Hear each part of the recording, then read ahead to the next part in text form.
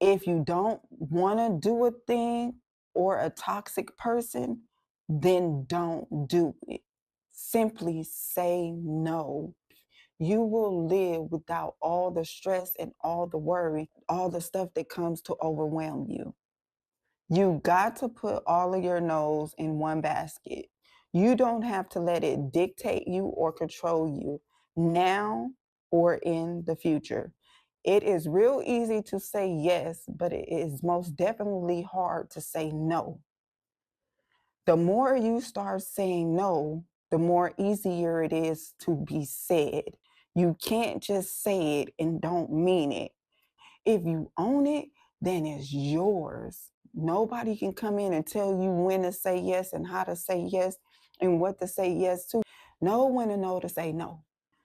No simply means put this in the comments. Not obligated. No means not obligated. You're not obligated to do that thing. If that bill is not yours, you don't have to be obligated to pay it for someone. It is not yours. You're not obligated to take on the responsibility. No is no. You don't have to take on the responsibility of what no one else gives you to do. Put that in the comments. There are nice ways to say no without feeling guilty afterwards. You just have to be polite when you say it. I'll give you a few examples. Like, I'll pass this time. I'll think about it and I'll get back to you later. It's okay to get back with somebody later and let them know that, you're not sure if you have an answer right now. You don't always have to answer to a question right away. You can tell the person, let me think about it. Give yourself time to have thought about what it is that you're making a decision to do. You don't have to say yes to everything that is presented to you. You can tell a person that you already have plans, and next time, can you please get with me earlier? If you give me your plans that you have earlier that you invited me to, then can I put it on my calendar and see where I have room to go? If I have no room to show up, then I'm not coming. You don't have to stop what you're doing and the plans that you have made for your life to satisfy and please others. Do some people like to stop what you're doing? Some people like to ruin what you have planned.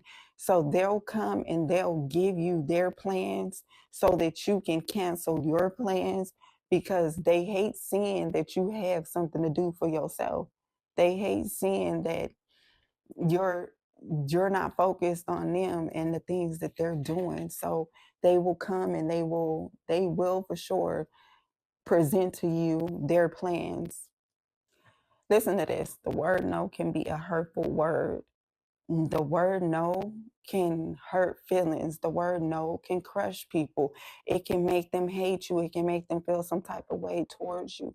But hey, you can't worry about that. You can't beat yourself up and feel guilty for saying no. You have to know that your no's are no's. And when you can accept your own no, then can you move on. The word no can be a harsh word to the one who uses yes all the time. The one who doesn't know how to say no feels like the word no is something that they can't say because they're so used to saying yes. And they always think their yeses are the right answer, just so that they don't have to worry about if they made someone feel sad or if they made someone feel bad because they weren't able to assist them at the time that they needed to be assisted. And that's usually because they get in their feelings. They get in their feelings when you tell them no. They get in their feelings because now they have to figure out what it is that they need to do to take care of that thing that you told them no to.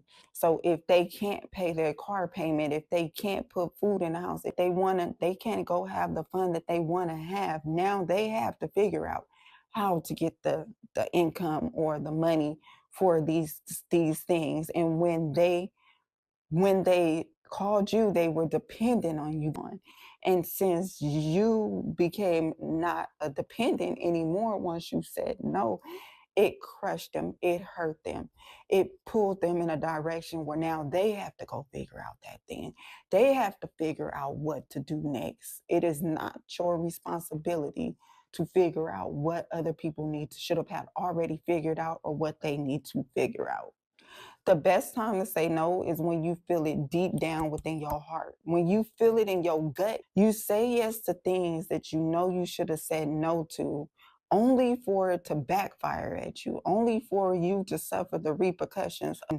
No will save you from being tied to. No will save you from being committed to. You make a commitment and agreement when you say yes. And when you come into agreement, then you have to be responsible for whatever it is that you said yes to. But the best way to not have come into the agreement with someone is simply by saying no. Remember, yes means you're moving forward. No means we stop right here and we're not doing it. We're not going any further with this. No can be good for the soul. A lot of us don't say no because we don't want them to think we are mean or careless to their needs. You just have to say no. Sometimes you can't put your feelings and everything that you had to put your feelings to the side. You have to put all that stuff over there. You have to say, okay, well, you know what? That's not my problem. It's one less problem for me. This is not my problem.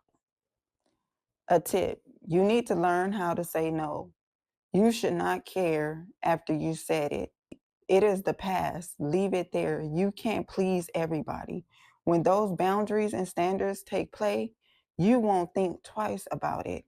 Watch now how good you feel when you learn how to say no. It's okay to say no. It is most definitely okay to say no. It's a word. No is an answer. No has a lot of meaning to it. No is very powerful. In my household, I had 7 children. I had to say no to a lot of things that they asked me. I couldn't say yes to everything. I couldn't please them all in my house. I mean, I could have gave them their way. I could have gave them everything they wanted. What good was that going to be for my children if I told them yes to every single thing that they wanted? When people ask you to do something that you know that you want to say no, but you just don't know if you should say no, my suggestion to you would be to pray about it. Don't let your nose set you back and become a setup. Life goes on. Use your discernment in your prayer. The Holy Spirit will let you know when it is time for you to say yes and when it is time for you to say no. What answer to give to that person?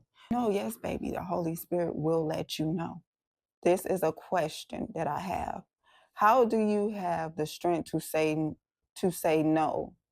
How do you say no to those devils and those demons? You can't, because you never ever knew how to use the word no. You never practiced the word no.